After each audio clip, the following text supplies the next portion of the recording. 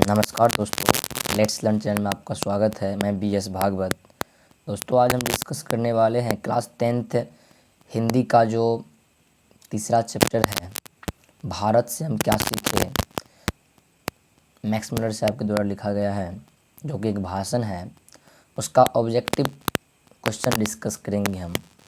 दोस्तों, इससे पहले हमने हिंदी का फर्स्ट चैप्टर भीमराव अम्बेडकर यानी श्रम विभाजन जाति प्रथा और 20 के दांत का जो ऑब्जेक्टिव है वो हम डिस्कस कर चुके हैं। तो डिस्क्रिप्शन में लिंक दिया हुआ है, वहाँ से आप जा करके अगर वीडियो नहीं देखें तो देख सकते हैं। तो चलिए देर न करते हुए पहला प्रश्न पे चलते हैं हम लोग। तो पहला प्रश्न कहता है कि भारत से हम क्या सीखे, ठीक है ना। भारत से हम क्या सीखे के रचनाकार कौन है। तो दोस्तों, भारत से हम क्या सीखे के रचनाकार जो है, ये पहला ऑप्शन में है विवेकानंद जी, मैक्स मुलर, देवेंद्रनाथ ठाकुर, दयानंद सरस्वती। तो दोस्तों, भारत से हम क्या सीखे के रचनाकार जो है ये कौन है, तो मैक्स मुलर साहब है। सेकेंड प्रश्न कह रहा है मैक्स मुलर का जन्म कब हुआ था। तो दोस्तों, ऑप्शन कह रहा है कि 6 सितंबर 1823 को, 6 अक्टूबर 1823 को, 6 सितंबर 1823 को। ठीक है दोस्तों, यहाँ देखिए, यहाँ ऑप्शन थोड़ा मिसप्रिंटिंग है, थोड़ा सही कर लीजिएगा आप लोग। यहाँ पे डी में क्या मानना आपको देख लीजिए। तो दोस्तों, डी में 6 दिसंबर 1823 और सी में जो है 6 नवंबर 1823 है। तो दोस्तों, मैक्स मुलर साहब का जन्म जो है वह 6 दिसंबर 1823 ईस्वी को हुआ था, जो कि आंसर डी में है। ऑप्शन डी में ये सही है, डी का। ठीक है, आशा है कि आप लोग समझ गए होंगे, मिसप्रिंटिंग थोड़ा हो गया है। मैक्स मुलर का जन्म कब हुआ था, 6 सितंबर 1823 को, या 6 अक्टूबर 1823 को, या 6 नवंबर 1823 को, या 6 दिसंबर 1823 को। तो दोस्तों, मैक्स मुलर साहब का जन्म जो है 6 दिसंबर 1823 ईस्वी को हुआ था। ठीक है, और ये कहाँ हुआ था, तो जर्मनी के डेसाउ नामक नगर में हुआ था। कहाँ हुआ था, जर्मनी के डेसाउ नामक नगर में हुआ था। तो चलिए अगला पे चलते हैं हम लोग। चलिए अगला प्रश्न क्या कह रहा है, चलिए वही प्रश्न आ गया। अगला कह रहा है कि मैक्स मुलर का जन्म कहाँ हुआ था। मैक्स मुलर का जन्म कहाँ हुआ था, रत्ना पार्क नेपाल में, डेसाउ जर्मनी में, वाशिंगटन अमेरिका में, या दिल्ली भारत में। तो मैक्स मुलर का जन्म जो था ये कहाँ हुआ था, डेसाउ जर्मनी में हुआ था। ठीक है, ये आपको जो है ऑप्शन बी में है, डेसाउ नामक नगर जो है, और ये कहाँ है, जो कि जर्मनी में है। ठीक है, चलिए नेक्स्ट प्रश्न पे चलते हैं। क्या कर रहा है नेक्स्ट प्रश्न, मैक्स मुलर के पिता का क्या नाम था। मैक्स मुलर के पिता का क्या नाम था, विलियम मुलर, जॉनसन मुलर, पीटर मुलर, हैंसिंगटन मुलर। तो दोस्तों, 4 का जो आंसर होगा वो क्या हो जाएगा, ए विलियम मुलर। ठीक है, जो क्या कहते हैं मैक्स मुलर साहब के जो पिता का नाम था वो क्या नाम था, विलियम मुलर। ठीक है, चलिए आगे चलते हैं हम लोग। मैक्स मुलर को वेदांतियों का वेदांती किसे कहा जाता है, कह रहा है किसने कहा था। ठीक है, मैक्स मुलर को वेदांतियों का वेदांती किसने किसने होगा, किसने कहा था। ठीक है ना, कहा। ठीक है, स्वामी सहजानंद ने, स्वामी वल्लभाचार्य ने, स्वामी विवेकानंद ने, स्वामी दयानंद ने। तो मैक्स मुलर साहब को जो था, इनको वेदांतियों का वेदांती जो है ना किसने कहा था, तो दोस्तों स्वामी विवेकानंद जी ने कहा था। चलिए नेक्स्ट प्रश्न पे चलते हैं हम लोग। मैक्स मुलर ने मानव सभ्यता का मूल स्रोत किसे माना है। तो मैक्स मुलर ने मानव सभ्यता का जो मूल स्रोत है वो किसे माना है। तो पहला ऑप्शन कह रहा है कि भौतिक ज्ञान को, या पश्चात सभ्यता ज्ञान को, वैदिक तत्व ज्ञान को, या विश्व ज्ञान को। तो मैक्स मुलर साहब ने जो है ना वो क्या होगा, वैदिक तत्व ज्ञान को जो है ना वो क्या कहते हैं, मूल स्रोत माना है। चलिए नेक्स्ट प्रश्न पे चलते हैं। दैवत विज्ञान का अर्थ क्या होता है। देखिए, दैवत विज्ञान का अर्थ क्या होता है? भू विज्ञान, ज्योतिष विज्ञान, सामाजिक विज्ञान, देव विज्ञान। तो दोस्तों दैवत विज्ञान का अर्थ होता है देव विज्ञान। नेक्स्ट प्रश्न पे चलते हैं। निर्वंश विद्या का शब्दार्थ है वनस्पति शास्त्र, मानव शास्त्र, प्राणी शास्त्र, अंतरिक्ष विज्ञान से। तो क्या कर रहा है कि निर्वंश विद्या का शब्दार्थ है, तो निर्वंश विद्या का जो शब्दार्थ है ये क्या है? मानव शास्त्र है। चलिए अगला प्रश्न में चलते हैं हम लोग। कह रहा है कि शाहनामा का रचना काल है 7वीं 8वीं सदी, 10वीं 11वीं सदी, 4वीं 5वीं सदी, 5वीं 6वीं सदी। तो शाहनामा का जो रचना काल है ये क्या है? ये जो है ना ये 10वीं 11वीं सदी है। अगला प्रश्न पे चलते हैं। सर विलियम जोन्स ने भारत की यात्रा कब की थी? 1957 ईस्वी में, 1750 ईस्वी में, 1790 ईस्वी में, 1783 ईस्वी में। ठीक है, तो सर विलियम जोन्स ने भारत की यात्रा जो है ना 1783 ईस्वी में किया था। तो दोस्तों नेक्स्ट प्रश्न क्या कर रहा है? 11वां प्रश्न पे चलते हैं हम लोग। मैक्स मुलर की मृत्यु कब हुई थी? मैक्स मुलर की मृत्यु कब हुई थी? 16 अक्टूबर 1901 को, 20 अक्टूबर 1901 को, या 24 अक्टूबर 1900 को, या 28 अक्टूबर 1900 को। तो दोस्तों मैक्स मुलर साहब का जो मृत्यु है ये 28 अक्टूबर 1900 ईस्वी को हुआ था। ठीक है, कहाँ हुआ था? ठीक है, 28 अक्टूबर 1900 ईस्वी को हुआ था। ठीक है, चलिए अगला प्रश्न पे चलते हैं कि दारिस क्या है? दारिस जो है वो क्या है? एक धार्मिक ग्रंथ है, सोने का प्राचीन कालीन जो है सोने का प्राचीन कालीन सिक्का है, या क्या कहते हैं जो है एक देवता है या प्राचीन कालीन सिक्का है। तो दारिस क्या है? दारिस जो है एक सोने का प्राचीन कालीन क्या है? सिक्का है। चलिए अगला प्रश्न पे चलते हैं हम लोग। भारत से हम क्या सीखे पाठ के एक नए सिकंदर विशेषण किसके लिए प्रयुक्त हुआ है? भारत के वीरों के लिए, युवा अंग्रेज अधिकारी।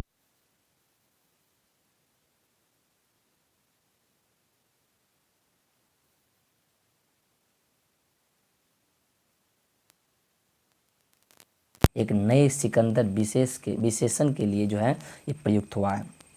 तो चलिए नेक्स्ट प्रश्न पे चलते हैं हम लोग। अगला प्रश्न क्या कह रहा है कि मैक्स मुलर ने 14वां प्रश्न देखिए क्या कर रहा है। मैक्स मुलर ने संस्कृत भाषा का अध्ययन कौन से विश्वविद्यालय में प्रारंभ किया था?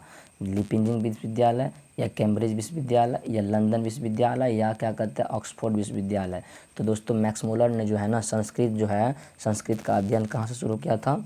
तो ये हो जाएगा लिपिंजिंग विश्वविद्यालय। ठीक है, चलिए 15वां प्रश्न कह रहा है कि भारत से हम क्या सीखे कि आलेख का हिंदी भाषा में रूपांतरण किसने किया है?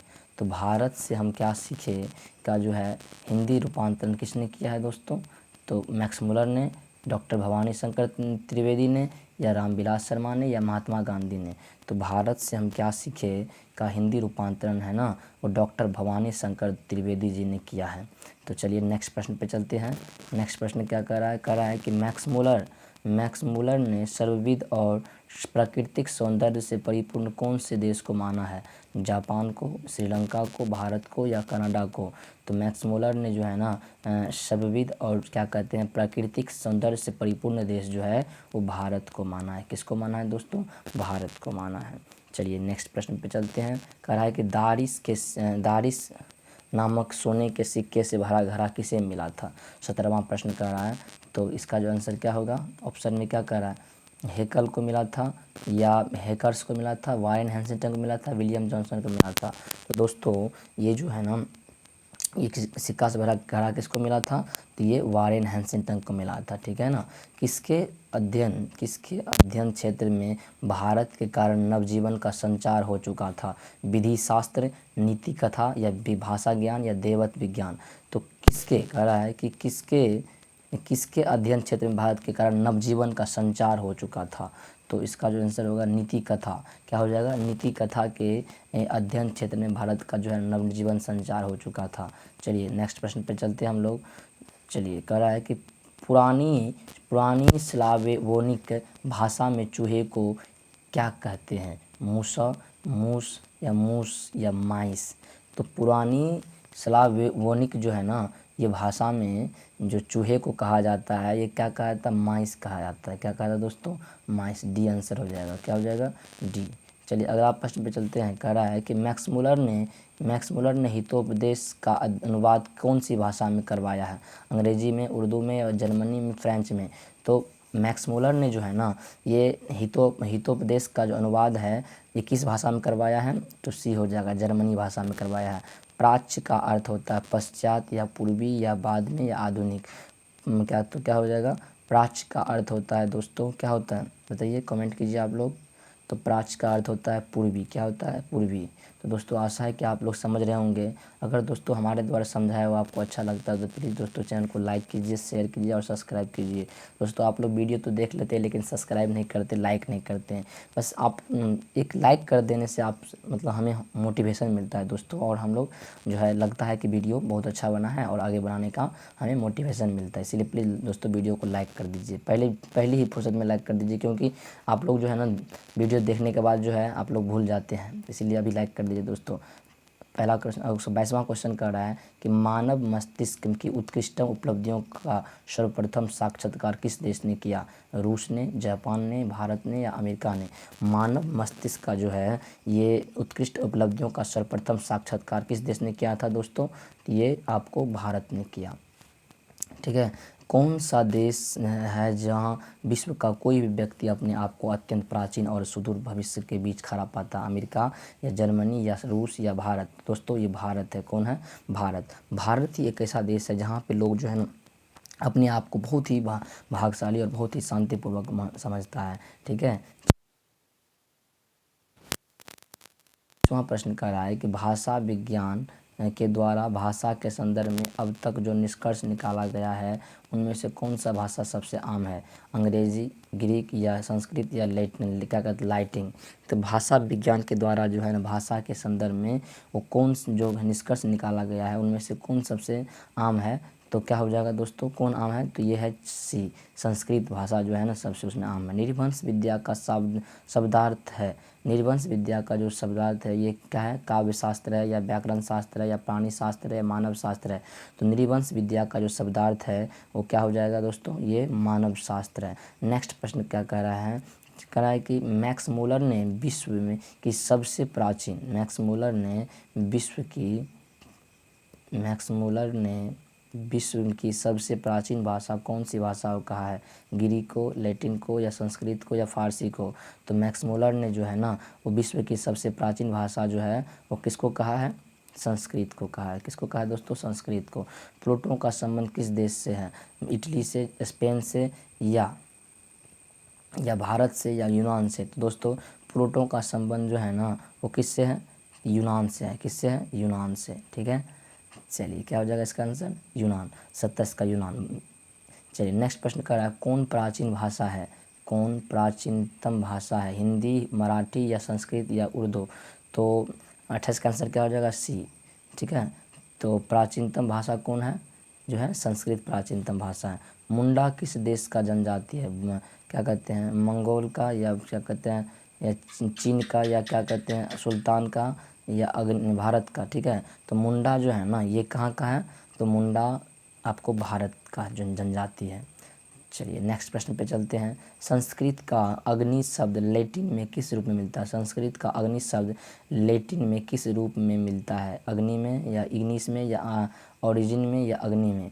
तो संस्कृत का जो अग्नि शब्द है ये लैटिन के आपको इग्निस क्या कहते हैं शब्द में मिलता है। ठीक है।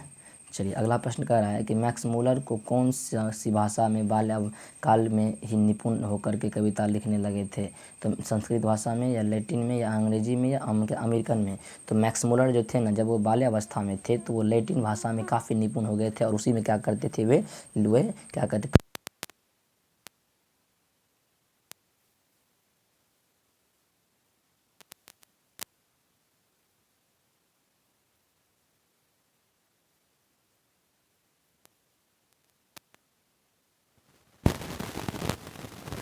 ये किस में किया था दोस्तों, ये जर्मनी भाषा में किया था। तो 32 का क्या हो जाएगा, डी हो जाएगा। रानी विक्टोरिया ने द्वारा प्रदत्त कौन सी पदवी को जो है ना वे मैक्स मुलर ने तुच्छ क्या हो जाएगा दोस्तों,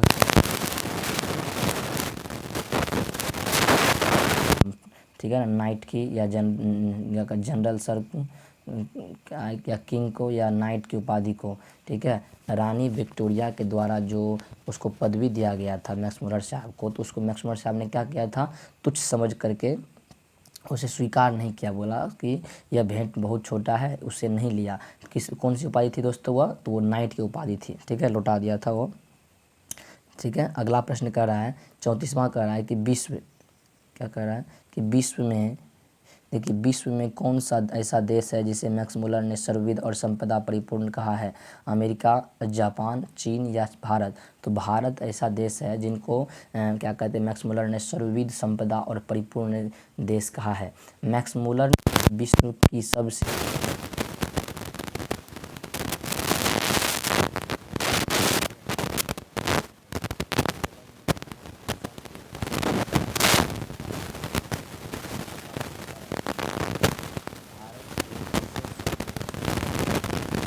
है वारेन हेस्टिंग्टन भारत को जो है ना, भारत को सर विलियम जोन्स जैसे जो है स्वप्न दृश्यों की आवश्यकता है। नेक्स्ट प्रश्न कर रहा है भारत भाषा संस्कृत भाषा के साहित्य का विस्तार लगभग कितने लंबे काल तक है, 1000 या 2000 या 3000 या 4000। तो दोस्तों संस्कृत भाषा के साहित्य का जो विस्तार है लगभग जो है ये 3000 वर्ष पुराना है, ठीक है। कितने हम लगभग वर्ष पुराना है, 3000 वर्ष पुराना है। अगला क्या है, वारेन हेस्टिंग्टन था। वारेन हेस्टिंग्टन क्या था, एक क्या कहते हैं पारस का राजा था, या भारत का गवर्नर जनरल था, या क्या कहते हैं महान दार्शनिक था, प्रसिद्ध समाज सुधारक था। तो वारेन हेस्टिंग्टन जो था ये भारत का गवर्नर जनरल था। इसका जो आंसर हो जाएगा 38 का बी हो जाएगा। चलिए दोस्तों नेक्स्ट प्रश्न पे चलते हैं। आशा है दोस्तों कि आपके एग्ज़ाम में इस जितना बताया हूँ मैं 40 प्रश्न, इससे एक भी बाहर नहीं जाएगा। दोस्तों विश्वास रखिए, आप लोग तैयारी करके जाइएगा अच्छा से, और आपके एग्ज़ाम में इसी में से एक प्रश्न देखने को मिलेगा। क्या कहता है अपरांत का है अंत या सबसे बाद या पश्चिम या पूर्व। तो अपरांत का जो प्राय है ये किससे है, तो पश्चिम से है। क्या होगा दोस्तों इसका आंसर, पश्चिम सी, ठीक है। 40 का और इस जो है इस चैप्टर का अंतिम प्रश्न है हकर्स थे वनस्पति वैज्ञानिक, भूभाग शास्त्री, प्राणी वैज्ञानिक या पुरातत्वविद। तो हकर्स जो थे ये क्या थे दोस्तों, हकर्स क्या थे, हकर्स जो थे ये वनस्पति वैज्ञानिक थे। क्या थे, वनस्पति वैज्ञानिक। तो दोस्तों आशा है कि आप लोग इस चैप्टर को बहुत ही अच्छी तरीक़ा से समझ गए होंगे। अगर दोस्तों हमारे पढ़ाया हुआ आपको अच्छा लगता है या लगा होगा तो प्लीज़ दोस्तों चैनल को लाइक कर दीजिएगा, शेयर कर दीजिएगा अपने मित्रों में, और सब्सक्राइब ज़रूर कर दीजिएगा दोस्तों, क्योंकि आपके एक लाइक शेयर सब्सक्राइब से दोस्तों हमें मोटिवेशन मिलता है। और मुझे दोस्तों आशा है कि इस बार आप लोग जो है मतलब 480 प्लस नंबर लाने का मुझे विश्वास है कि आप लोग 480 प्लस नंबर लाइएगा ज़रूर। दोस्तों इस चैनल पे आपको सारे विषय का तैयारी करवाया जाता है। प्लीज़ दोस्तों कहीं भटके नहीं, और जो है ये बोर्ड परीक्षा के लिए जो है नंबर 1 चैनल है। थोड़ा विश्वास रख करके इस बार तैयारी कीजिए, और देखिए दोस्तों पक्का अच्छा नंबर आएगा। धन्यवाद दोस्तों।